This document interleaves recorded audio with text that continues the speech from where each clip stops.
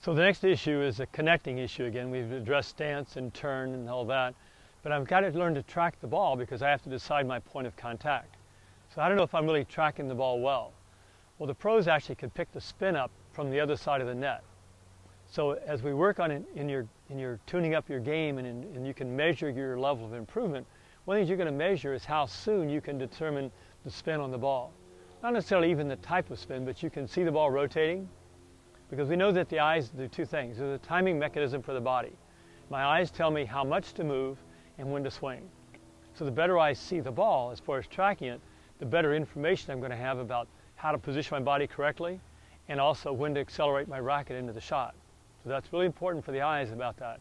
The third function of the eyes, though, is also to have balance. If my eyes move left or right, it affects balance. So if I attempt to make contact with the ball and my eyes pull out of the shot, I've changed my balance, and therefore I've changed the path of my racket, so I keep wondering why I mishit a lot. So let's look at how you can do that. So how do I know? I see the ball spinning as it comes over. I've made my unit turn to go to the ball. I've coiled. I still see the ball coming. And now I start to use my non-dominant hand for a very important function. Remember how we said in the unit turn? It stayed with me, which allows me to adjust to the grip I'm going to use. It ensures that I've turned both shoulders, not just one. The next function, though, is very unusual. When you watch the pros play, their left hand goes out away from the body. What they're judging is how far away from the ball to be when they want to strike the ball. So the left hand becomes a judging hand to judge the space away from the ball. So you've seen the player turn, he's tracking the ball, his left hand goes out, he's judging the distance away from the ball.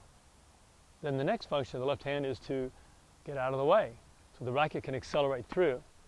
If the hand stays in front too much, it will de-accelerate the racket. And remember, that's not our goal for our game improvement. So I've got to clear the hand out. How do I know I've cleared my hand correctly?